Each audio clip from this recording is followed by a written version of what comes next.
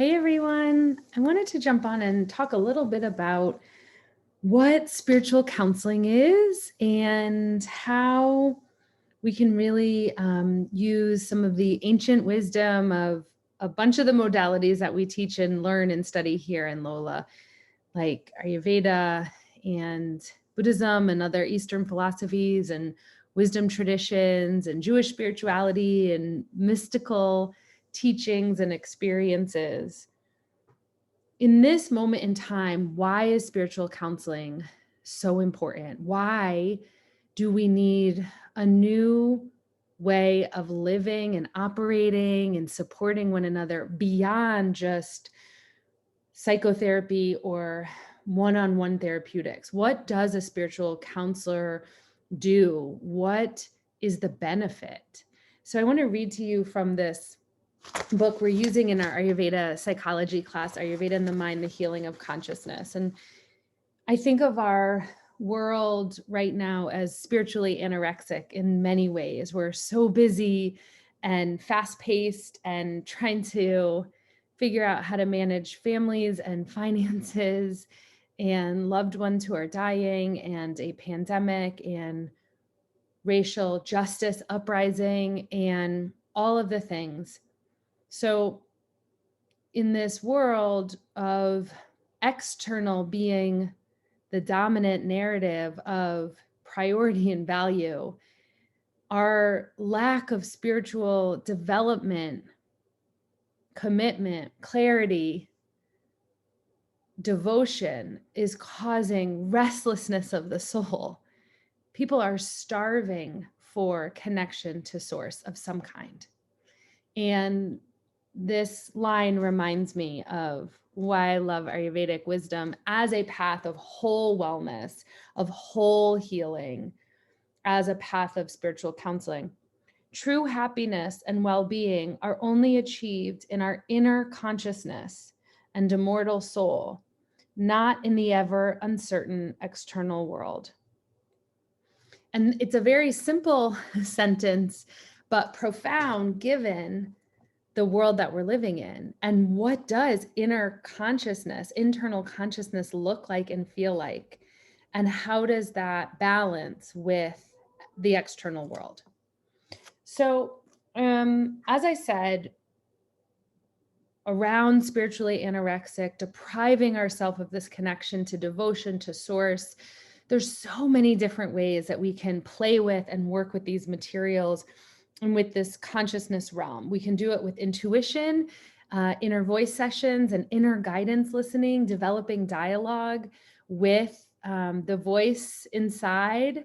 And maybe the more peaceful, loving, we call it sattvic, or relaxed, ever knowing, ever loving, limitless part of you, not the critical, often noisy, loud, nonstop part of you, right? There's so many layers to you.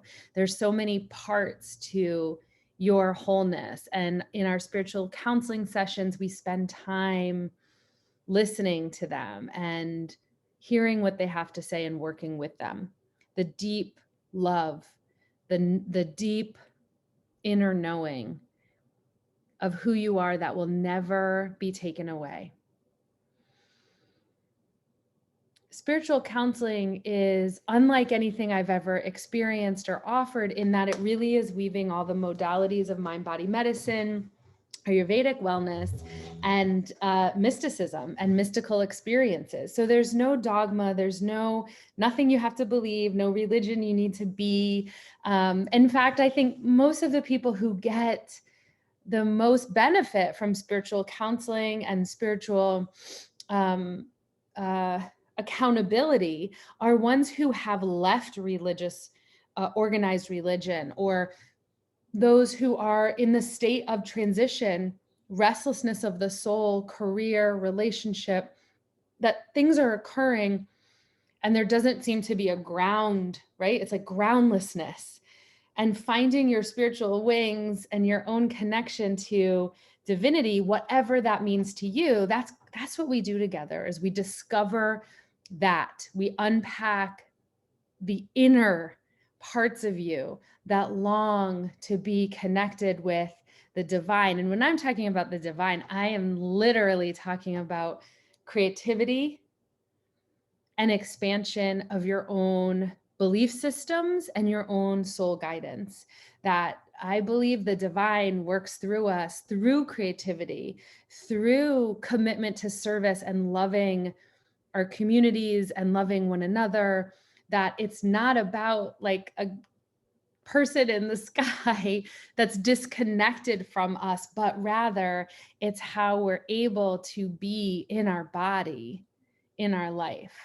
And so these are some of the things that we talk about in our spiritual guidance sessions. We talk about intuition, inner guidance. We make connections to moments in our life when we felt some kind of flow of creativity, source, and expansion. At this point, I really do believe we're all here to expand our souls, to really learn from one another. What are our soul lessons? What are we here on this earth to do together? Together and apart, right? What's your specific soul's path? And then what's ours together? I believe we're here to create and to serve and to expand. That's basically it.